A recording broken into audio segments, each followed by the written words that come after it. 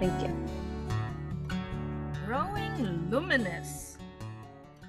On the mystic path, we create our own light, and at first, we struggle blind and baffled, seeing nothing, hearing nothing, unable to think, unable to imagine.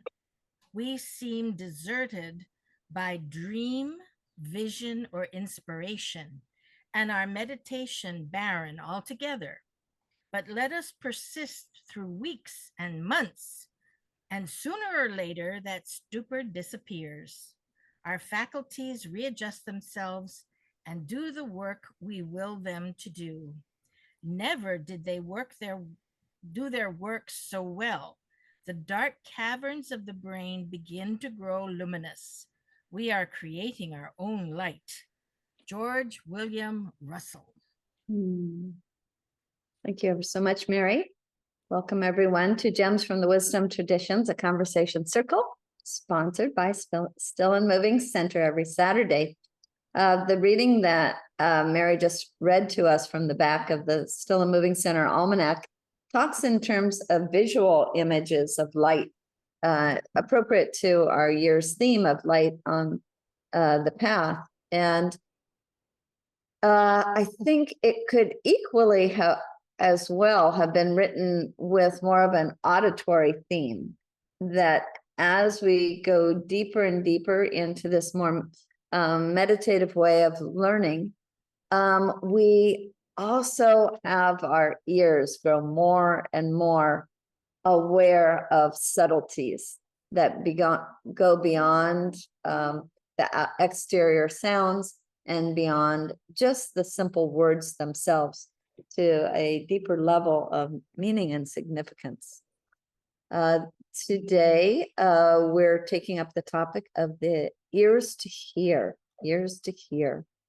And we are fortunate to have with us David Sanders, one of our most longstanding teachers at Still and Moving Center, shortly after we opened, and a faithful participant at Gems from the Wisdom Tradition since we started that.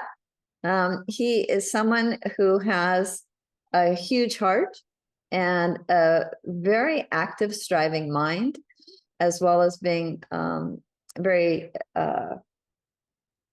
grounded in the body through his practice of yoga and also as a body worker. He just last year gained his master's of counseling psychology with an emphasis on marriage and family counseling. And it's my great pleasure to turn this meeting now over to David to tell us a little bit about this deep listening. Awesome. Thanks, Renee. Thank you for that generous introduction. Always enjoy presenting almost as much as I enjoy participating. So I'm going to share with you a PowerPoint presentation that I created for this. And just let me know that you can see the ears to hear. Great. And just making certain that the screen just changed, yeah, to the opening. All right, good. Then I think the tech is all ready. So let me begin by saying good afternoon, friends. And I'd like to begin today not with an idea, but with a pause. Just for a moment, take a breath. Let yourself arrive here, not just physically, but inwardly.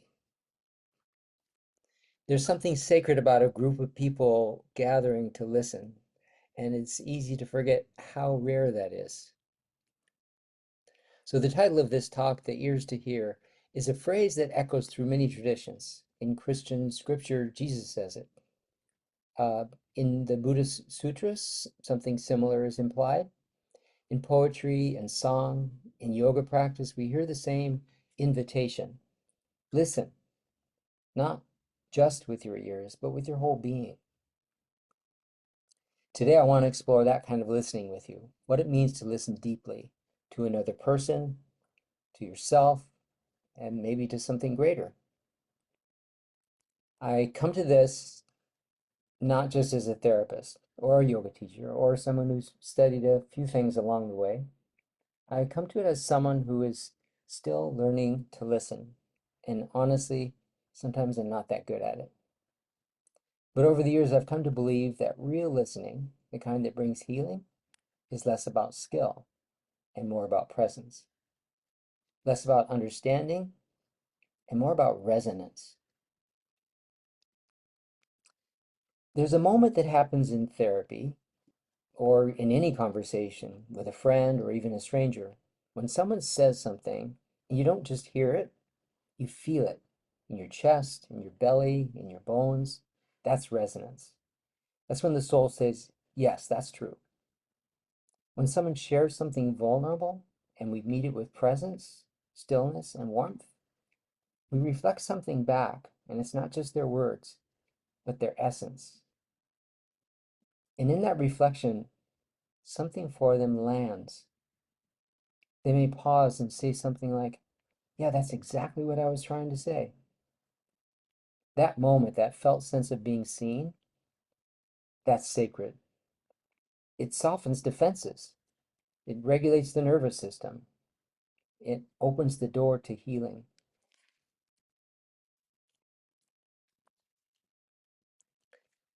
Before I ever sat with clients in a therapy room, I learned to listen with my hands. In massage and craniosacral therapy, listening means tuning into the rhythms of the body, to subtle pulses, micro movements, and tension patterns that speak volumes without words. In craniosacral work, we attune to something called the cranial rhythm. It's a slow tidal flow of cerebral spinal fluid that moves through the spine and skull. It's not loud like a heartbeat. It's quiet, it's deep, almost subterranean. But if we're still, if we listen, not just with our hands, but with awareness, we can feel that flow and feel when it gets stuck. That's resonance too. That's the body's way of saying, here, this is where I'm holding. This is what I need. This physical listening through touch, through presence, taught me early on that healing doesn't require words. It requires receptivity, a kind of sacred neutrality. When we drop our agendas, the urge to fix, and just rest our attention gently on what is, the body often begins to unwind on its own. I've come to see that the same is true in emotional healing, which brings us to resonance in the psychological realm. Carl Rogers, the founder of person-centered therapy, in his book On Becoming a Person, wrote, when I can let myself enter into the world of his feelings and personal meanings and see these as he does, then I can risk letting myself be touched, even moved by them. Then I can let myself be changed by what I've heard. And each time that happens, I have grown. To sense the client's world as if it were your own, without ever losing the quality of as if, this is empathy.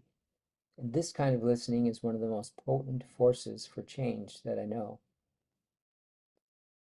Roger's entire approach was based on the radical idea, radical for his time, that people grow best not when they're being fixed, but when they're being heard. Rogers believed that empathy, congruence, and unconditional positive regard could literally rewire the nervous system toward healing. In those moments of resonance, when someone felt, the brain shifts from self-protection into openness.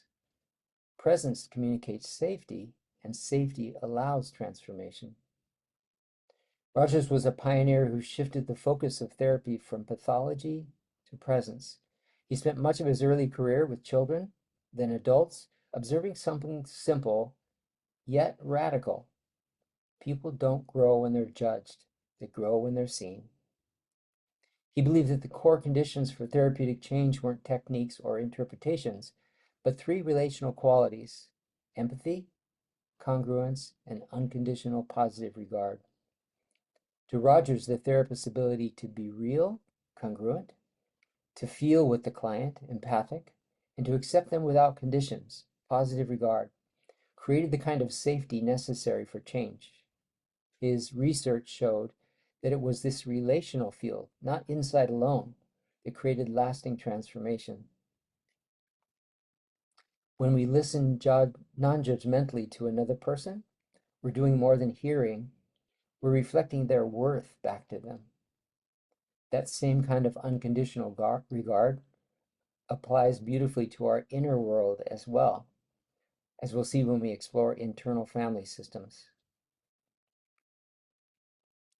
Theodor Reich was one of Freud's early proteges, an Austrian-born psychoanalyst, writer, and deeply intuitive thinker.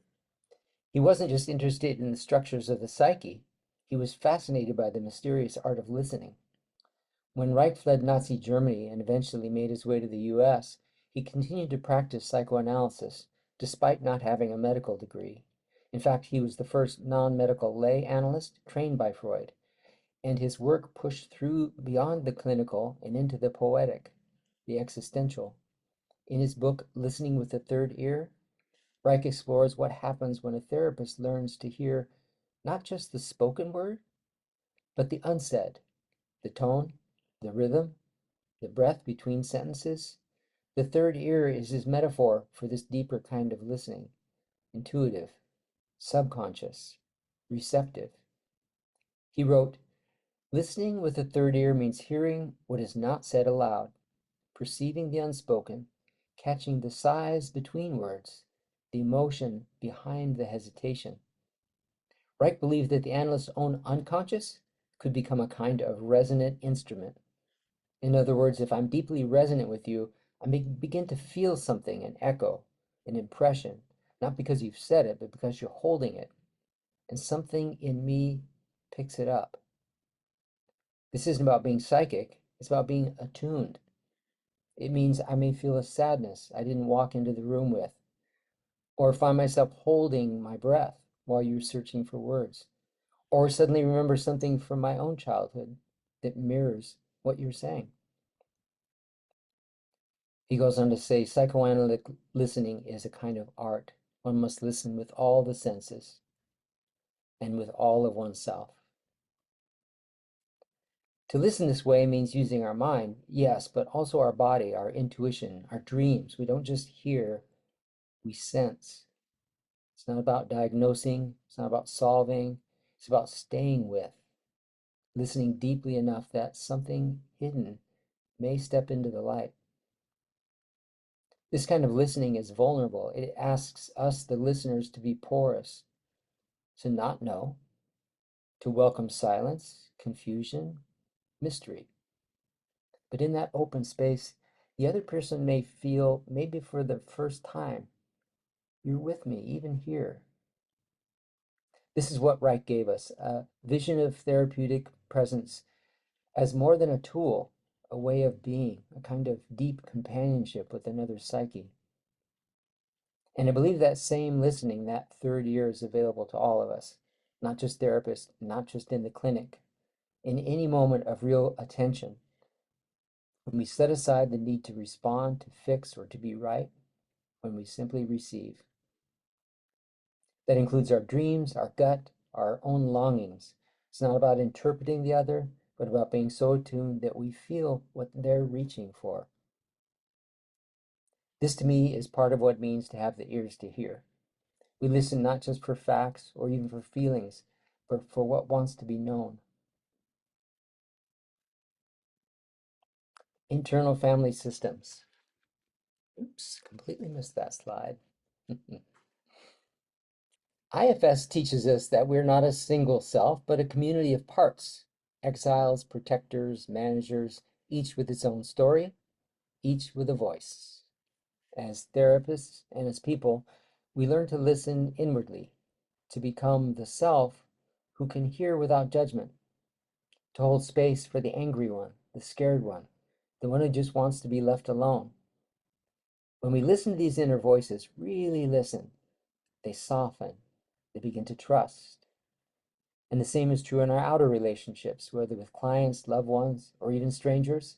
When we listen for the part of them that is afraid, that is hurting, that is longing to be known, we're inviting connection. We become a tuning fork for their truth. IFS teaches us something both simple and profound. We are not just one self, we are many selves, inner voices or parts, each with a story, a job, and a reason for being. You might recognize these inner parts: the perfectionist who won't let you rest, the critic who echoes every failure, the people pleaser who says yes when you really mean no, the angry one who shows up too loud or not at all. These parts didn't come from nowhere. They formed early in our lives as protectors. In response to pain, fear, or shame, they stepped up to manage our world. Some took on the job of keeping us safe by controlling, some by avoiding, others by distracting. Others, called exiles, carry the pain we were too young to process. And over time, these well-meaning parts can become rigid, stuck in roles that no longer serve us. But they're not bad. They're burdened. They're trying to help. IFS founder Richard Schwartz writes in his book, No Bad Parts: Healing Trauma and Restoring Wholeness, there are no bad parts, only parts forced into extreme roles. When parts feel heard by you with compassion and curiosity, they begin to relax. They soften. Many have waited decades to be listened to without judgment or fear. When you, as self, turn toward them and say, I see you, I'm here with you, you're not alone, that's when healing begins. You don't have to fix them. You only have to listen with love. This is the heart of IFS, and it's deeply aligned with Carl Rogers' principle of unconditional positive regard. When we listen to our parts without judgment, they begin to trust. When we create space for their voice, they soften. And in that softening, something else begins to emerge: the self. In IFS, the self is not a part, it's the core of who we are: calm, curious, compassionate. When self is in the lead, healing begins. We can say to our inner critic, I see you. Thanks for trying to protect me. Let's talk. And something shifts. This is listening not just as a technique, but as liberation. In this way, we come home to ourselves. Listening without fixing, judging, or pushing is the key. Just as Rogers taught us to listen to others with warmth and unconditional regard, IFS invites us to turn that same compassion inward.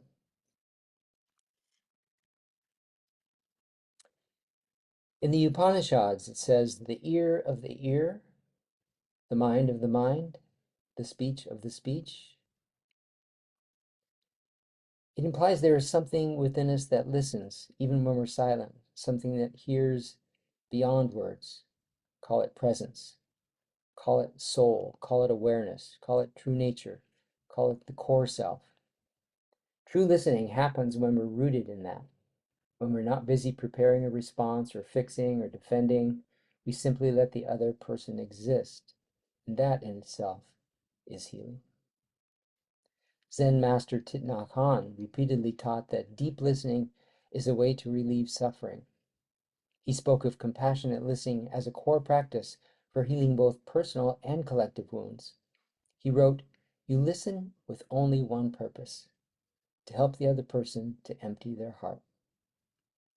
In his Plum Village tradition, he taught listening meditation, where the listener tries to keep awareness rooted in the breath while opening the heart to the speaker's pain, even if it comes out as criticism or blame.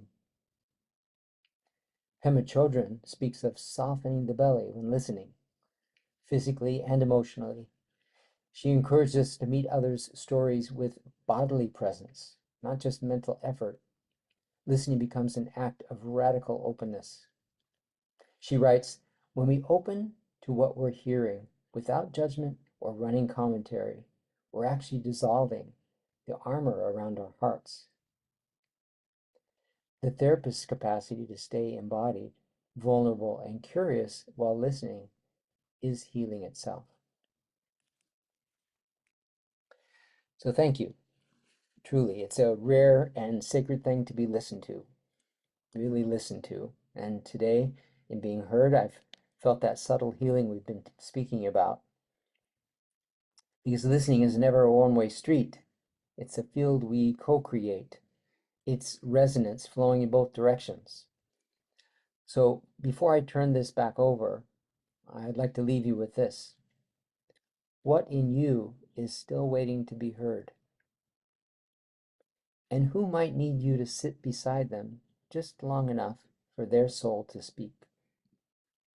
You don't need to be a therapist to do this. You don't need a license or training or even the right words.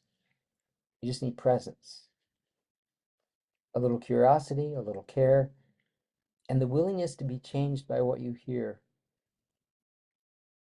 So may we each go forward with the ears to hear, and in so doing, may we become the light on the path for ourselves and for one another. Thank you. Oh, that was masterful, David. Thank you so much. I'm going to try and stop the share. Do you want to actually, David, was there a page that you missed about Reich, perhaps? I did not change to that slide while I was talking about it. You're so right. Could you show us that?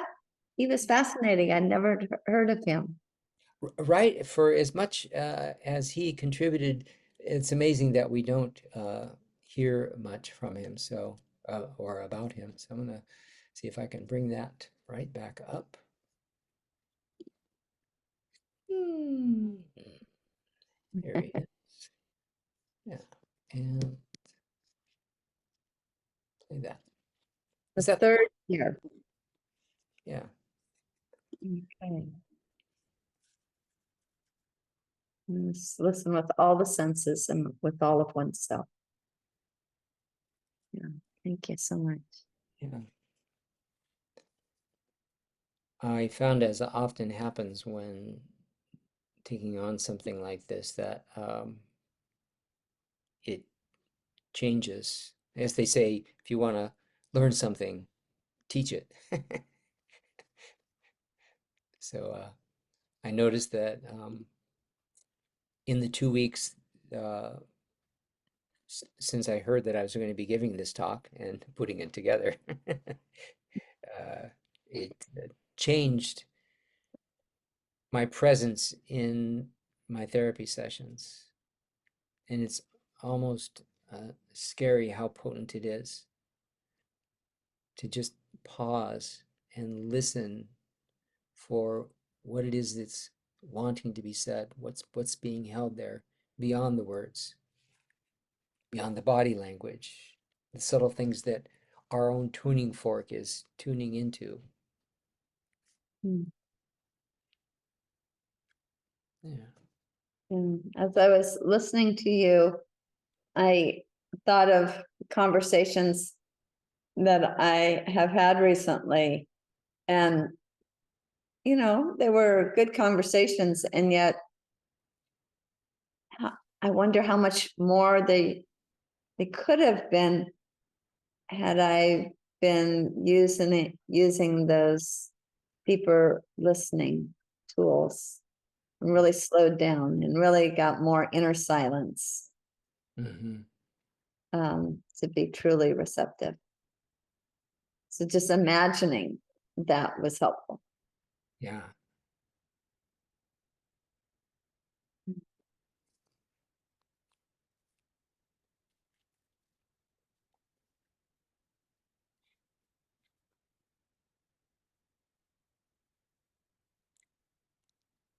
Yeah. Robin, you might be saying something, but we can't hear you. It's nice to have you here, Robin. I think in the Marvel world they call him spider sense. My spider sense is tingling. Oh, David, I had a question. In the 2 weeks preparing for this, what personal ahas did you have? Was there a few learning curves for you? Were there any revelations? Were there any remembrances that you went, oh my gosh, and I could utilize that, whether in my therapy or my viewpoints of life. I can imagine, from what you said, when you want to learn, teach, and certainly the preparation for your wonderful talk. Um, Give us some behind the scenes moments, if you would. I think a lot of them were just in the few sessions that I had, particularly after the Theodore Reich work, which when I introduced this to a friend who's a fellow therapist, but somebody who's been a Jungian analyst for 40 years, he mentioned Reich, and having not heard of it, I thought I would dive in, and found it to be so spot on with this topic. But I think what it did was to tune me in to listening to my own listening, if that's not too abstract,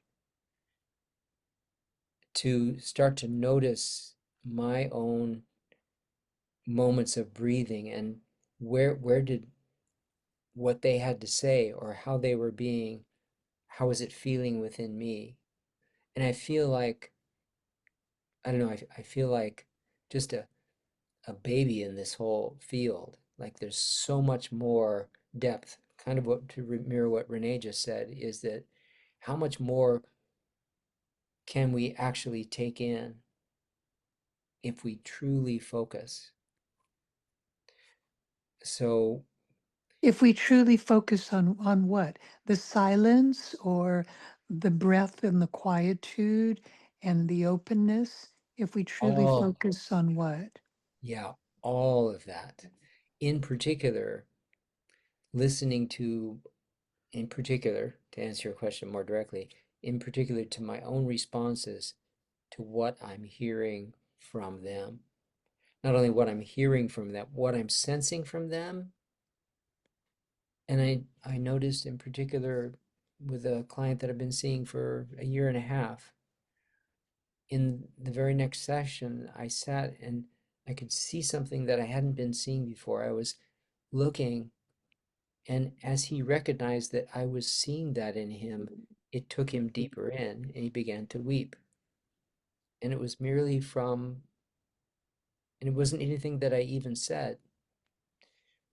And I do recall something similar happening in craniosacral work, where there's this very light touch here at the occipital lobes and in the neck, and it's, unless you're really focused and quiet, these are not things that you can feel. But if you are quiet enough and clear yourself enough, you'll start to notice, no, there is something happening. And there's like these feeling, each of your fingers is picking up a different little thing.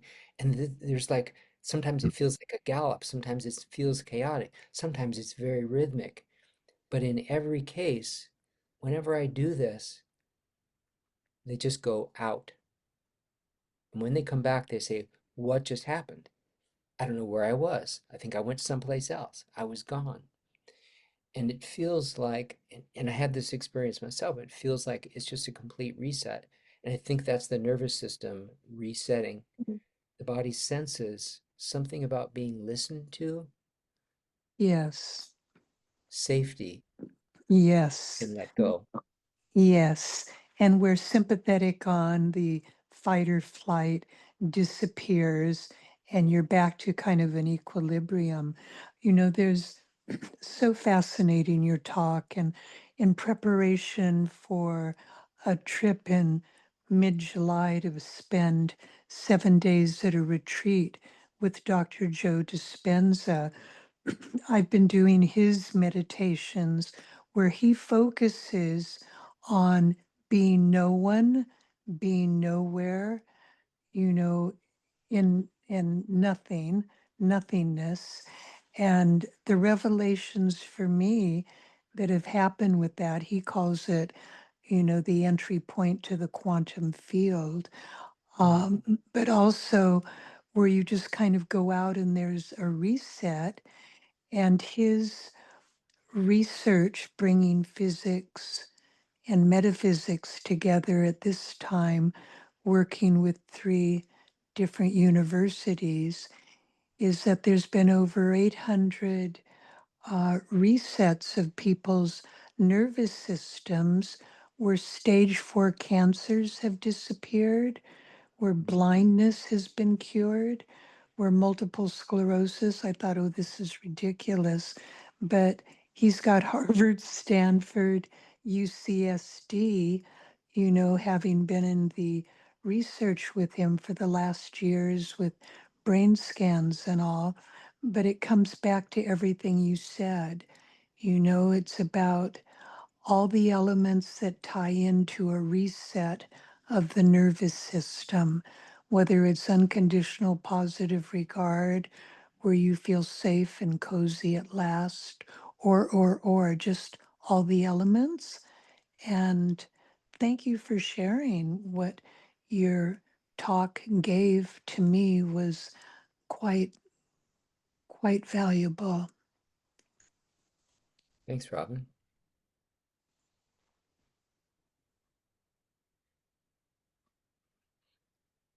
I think that points to something that I've felt,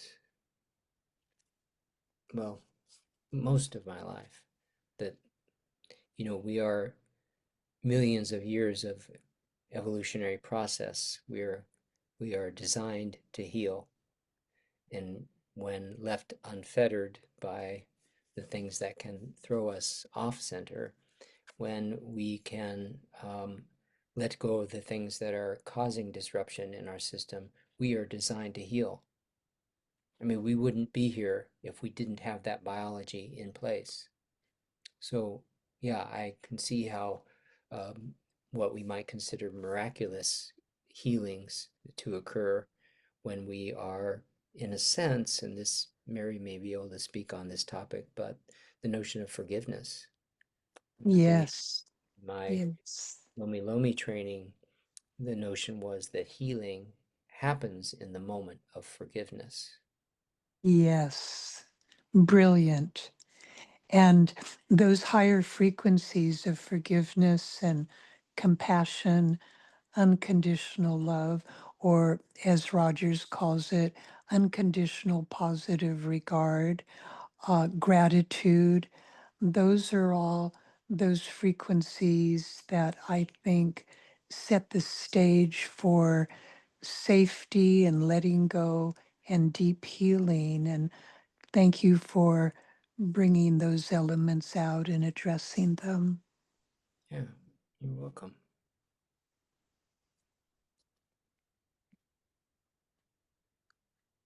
Mary. Mahalo, David. Thank you. That was really good. I Mm. What touched me was how close, yes, these ideas are um to the Bible. Because when you talk about, you don't have to be saying anything. It reminded me of Job and how his friends just came and sat with him.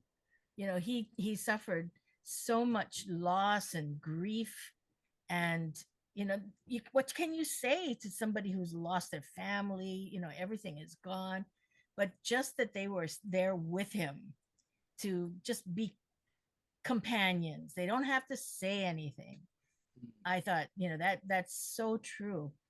When you talk about forgiveness is healing, it's true, because when you're angry with someone and you won't forgive them, it's not hurting them, it's hurting you. And if you can let that go, then your whole attitude to life will change and you can move forward. So thank you, David. I Yeah, appreciate all your thoughts. Mahalo. amen. David, the great Dr. Jerry Jampolsky, whose life was about a mission of forgiveness, said not forgiving someone is like drinking poison, hoping they will die. Yeah, it's a good one. Bob, I think isn't there a Buddhist saying something along those lines about a hot coal or something along those?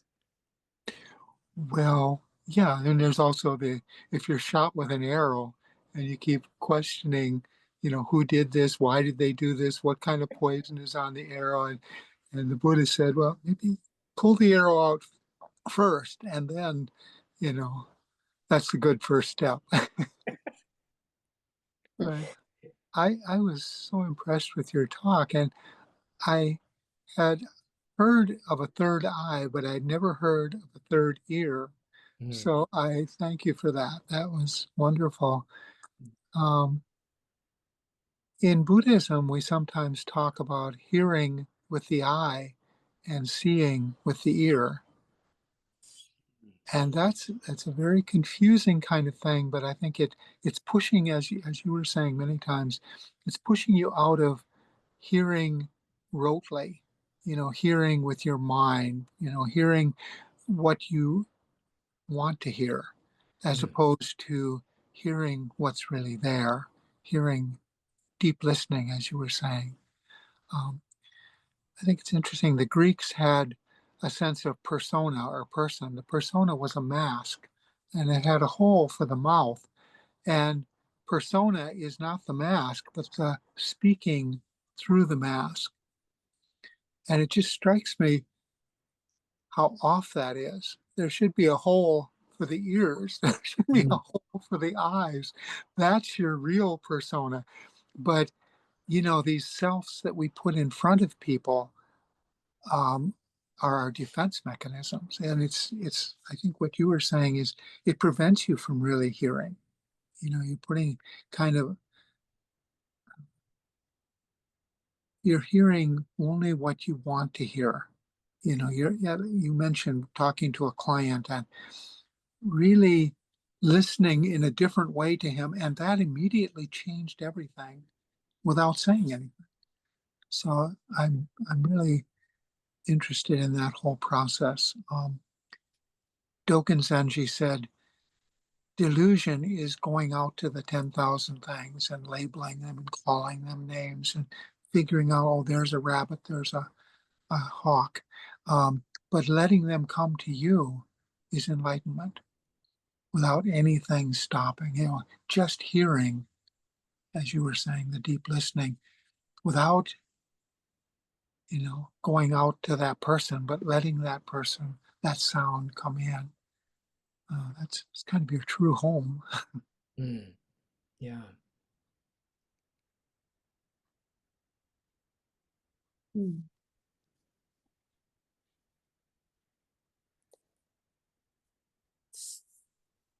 I recall Werner Erhard also talking about a sense of listening, that we can listen to inanimate objects. The design of a thing speaks volumes of what was going on in the designer's mind or their idea, and how it was. Sometimes we see things that make you go, like, just what were they thinking there? And if you're listening, you can probably peel away several layers of what went into this thing that seems maybe not to make a lot of sense. But there was some sense somewhere that went into it. And it's that kind of listening, kind of looking beneath the covers to see what was in somebody's heart mind.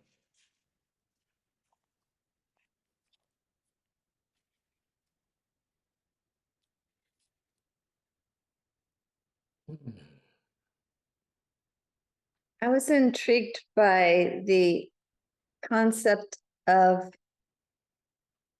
this deep listening bringing about, but in a remaining neutral, still can bring about a transformation within us.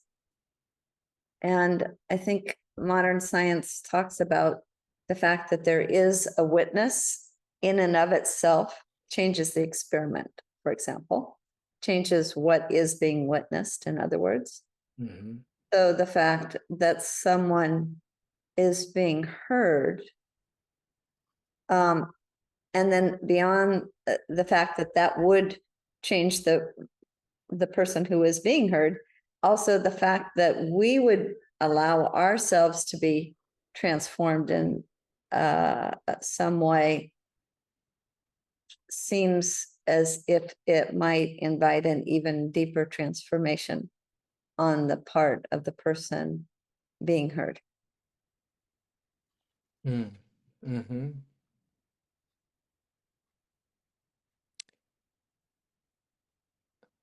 The first time that I experienced this cranial therapy work and was transformed to another place when I came back into my body, I couldn't tell how long I had been gone. And so I asked the therapist, and I said, "What happened? What did you just do?" It was phenomenal. And she said, "I was just listening." And she didn't say any more. And I adopted that as a therapeutic model because it was the most profound experience that I'd ever had in that regard. And it never ceases to amaze me. Like, how does this organism know just by my touch that it's being heard? And how on earth does that allow them to just go into this experience? Sometimes people see psychedelic imagery, sometimes that they feel like they've been transported to another place. There's something that happens, but it only happens when I can empty myself enough to have that level of focus and be amazed by what I'm feeling in my hands. Something Robin said made me think a little bit about this notion that, you know, the diaphragm drops and it creates a vacuum, right? It creates the potential for, the opportunity for a breath to come in. And that's only by emptying, right? We're creating that vacuum that allows the breath to come in. If we, open our mouth and nose and let the breath come in, we have to let that happen. But this idea that we have to empty in order to be that invitation for something to come in.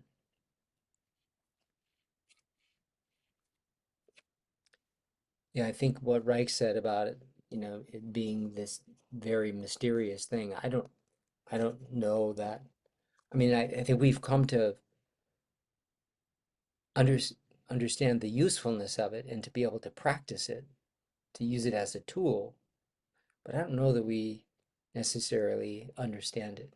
I think it's maybe beyond the capacity for the human mind to even grok what is truly happening.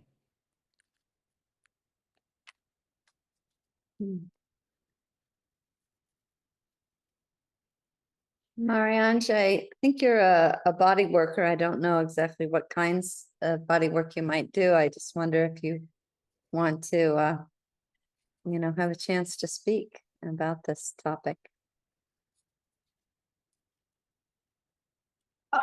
Yeah, thank you. I'm very touched by the act of listening and the idea of eliciting just through your presence what that person might be wanting to come up with. And that was the most fascinating part of it. And that's, again, like the craniosacral presence and just listening at that level, because the tissue will reveal itself and release.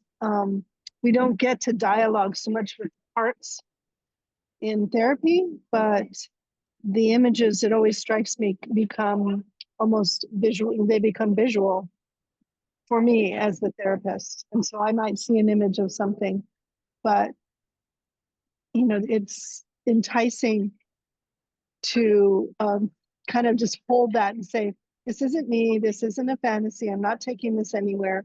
What does it mean for you if it's safe? And so that's, I think that's what I heard in the whole presentation, is how do we make it safe? How do we make it open for them to say, is there something about it? And you just give it a few moments, and I think if you're really listening, the people will respond. If you're just jiving and going, oh, this is fun, this is fantasy, I'm seeing things, then you disconnect from the joy. Mhm. But thank you for the talk. It was really good. And I'm sorry I'm muting and videoing. I've got low battery. Oh, okay. Yeah. Good to have you here. Thank you.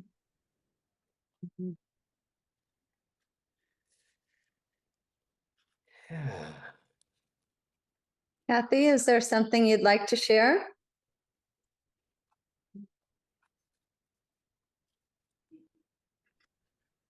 Hi, Hey, Kathy. sorry of that. Thank you, David, and everyone else for their sharing. Couple of things came to mind.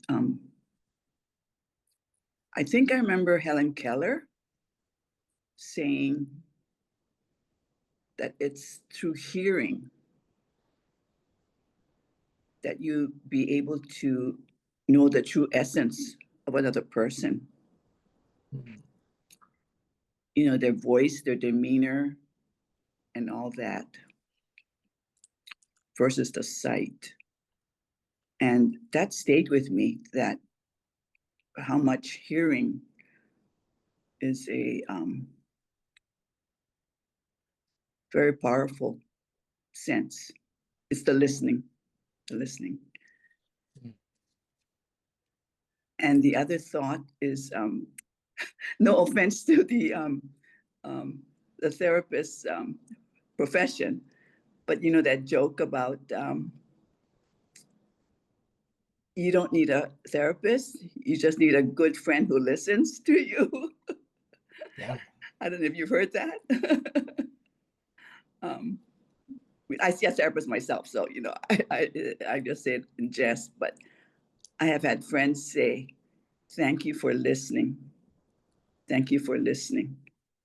You know, because they could go on and on for an hour to just pour out what's going on in their life, and they feel so relieved afterwards, or you know, a little sense of healing for the moment. So that's how much listening is so important and powerful in our lives, in friendships, in relationships. So thank you. Thank you for this topic. Yeah. Did you say you're a therapist also, Kathy? No, I'm seeing a therapist. Okay. Yeah. You mentioned that thing about don't need a therapist, you need a friend. That was really Carl Rogers' whole point, was that someone just a good friend who just listens to you has that therapeutic quality. It's what allowed him to really, that simple but profound notion is what turned the whole field of psychology upside down in his time. And it really is, I think, taught as the foundation um, of therapeutic work, clinical therapeutic work. Probably uses Rogerian um, technique as the very baseline. You gotta pay attention. You gotta listen, and that may be all that's required.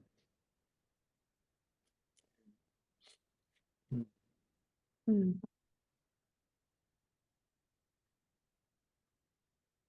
And what about the technique of um, repeating back in your own words what you've heard someone say? What role does that play? That's a question to you, David. Oh, to me, yeah, yeah. We often call that reflecting, and I think that elsewhere in the talk I mentioned that what you're not reflecting words back, you're reflecting their essence. People feel valued when they feel heard. So being able to reflect back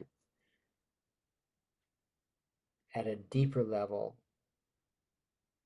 and potentially not even what they've said, but what they meant to say, that creates that opening, that, oh, I'm being heard. I have worth.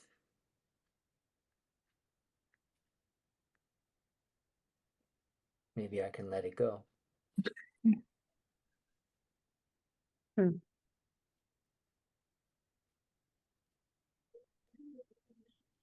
Yeah, Helen Keller is an interesting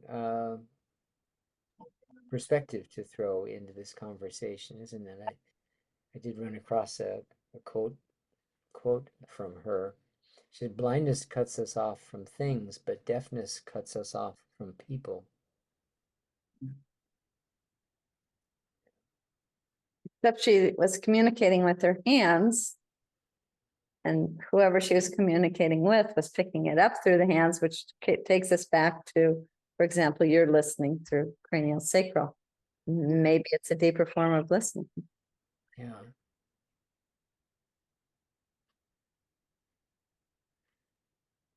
Listening and connection. And connection is, right, the notion of the human need for connect, in fact, the biological imperative for humans to connect, and has come up in the gems any number of times, that it's the thing about humans that have allowed us to not only rise to the top of the food chain, but also to destroy the planet. That's another topic. But that, yeah.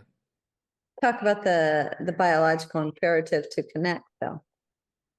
Yes. Say more about that in regard to listening. Yeah. So I think this was from the book Sapiens, maybe, or one of his books. Who's that author? We got his name close at hand. The fact that we have that ability through the mirror neurons to sense another is what allowed us to hunt in a pack. And it was what allowed humans to become the dominant species, because we could hunt in packs. The author whose name I'm struggling with right now, he goes on to say, talks about the comparison of like bees and ants. They also have this communal capacity, but they're very rigid in that. There is a queen that controls, and if you take out the queen, the hive dies. But humans have the capacity to connect and to be able to reconnect and to reconfigure. We can put a new head in place. So cooperation, which many have argued that Darwin's work centered more around the idea of cooperation rather than competition, that they work hand in hand. But the more important factor was this ability to cooperate, which is, of course, a form of listening. I can connect with you because I can hear you, and you can hear me. There's this notion. Bob? As you were talking, that spiritually, um, one two-sided kind of thing is you can't listen if you're talking. You have to stop talking and listen. And it struck me that silence is an important part of this whole thing. Mary talked about Job, and I think Elijah had the same experience where God wanted him to do something and he wouldn't do it.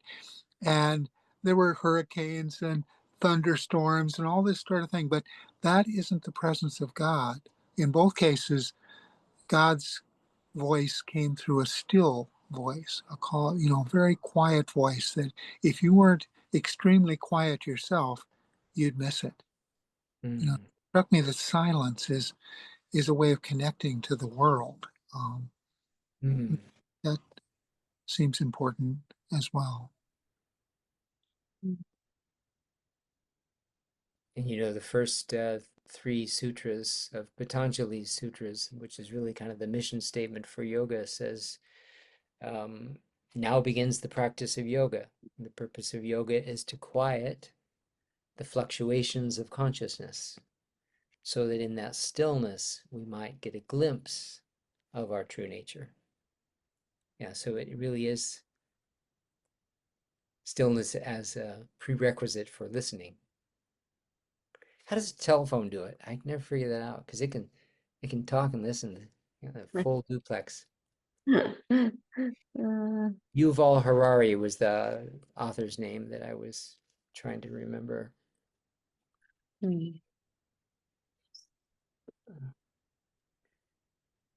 Yeah. I think what I'd love to do is read a closing passage, if I may, David, from a book.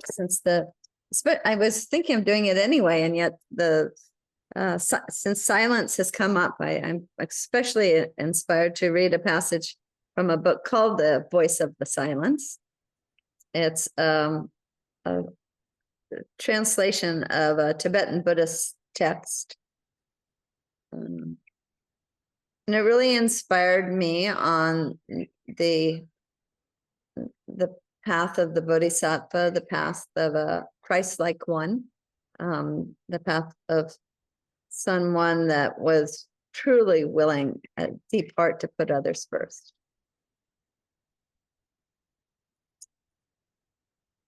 Let thy soul lend its ear to every cry of pain, like as the lotus bears its heart to drink the morning sun.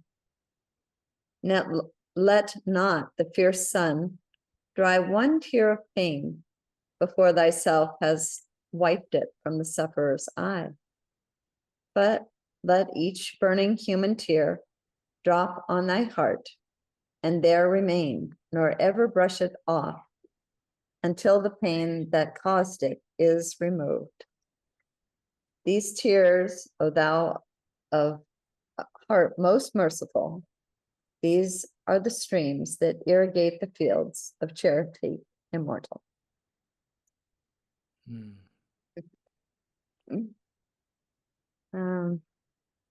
Well, I tell you about next week's topic. I'd like somebody to, if you would, prepare to just give a little vote of thanks to David on all of our behalf. Next week, we are taking up for the weekend of what is called in our country the Declaration of Independence, and has been renamed in the Institute of World Culture that was founded on July 4th of 1976, something that's called the Declaration of Interdependence Day. And so for that weekend, we have the topic of a community of conscience. We have someone who's spoken before at GEMS, Greg Hatton, who's going to speak to us on the first African woman who won a Nobel Peace Prize. I'm not sure exactly how to pronounce her name, but it's something like Wangari Maathai. And she listened to the women of Kenya in Africa, the rural women, and came up with something that could address some of their deep needs. And it had to do with planting trees. And so her movement came to be called the Green Belt Movement. And evidently it was profoundly effective.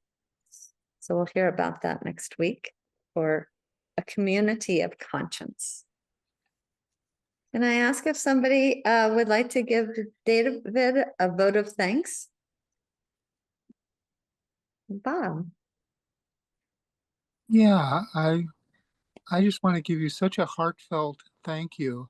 It was just such a joy to listen to you. I mean, you gave us a lot of space and silence to think about things, but more so to, I think, feel about things, the heart mind entirely. And so much good reference in terms of healing and psychological listening. And it was just wonderful. And I was reminded what Renee said, that Kuan Yin is the one who listens to the cries of the world. And it really came across in your talk. So thank you so much. It was truly a wonderful talk. Yeah. It truly was. Thank you, Bob. I could sense your listening. I think many people would benefit from this talk, David. So I don't know what the format is in which it could be shared with a broader audience, whether it would be in an article that you would write and publish, or, I mean, there was something actually just about hearing the words in your voice with your spaciousness of the words that was very powerful. So, of course, this is going to be put onto our channel, our YouTube channel. And yet I just feel as if it could benefit even more people than we'll probably reach. So maybe give some thought as to how that could go out into the world. Yeah, I'll sign up to do a TED Talk. There you go. That wouldn't be a bad idea. My supervisor said she was going to join in. I gave her the link, so but I'll send her the recording after it gets uploaded. Oh, good idea. Yes, Awesome. you can do it earlier if you like. All right. Yeah. Yeah, Okay. thank you, everyone. Hello, everyone. Wonderful to have you join us. We'll see you next week. Hello. Have a Thank good you. week. Thank Happy you. 4th. Ahui ho. Thank you, Renee, for all you do to bring people together. You too, Robin. We're so glad to have you join us again. It was a pleasure. Take good care. Aloha. Thank you. Thank you. Bye-bye. Bye.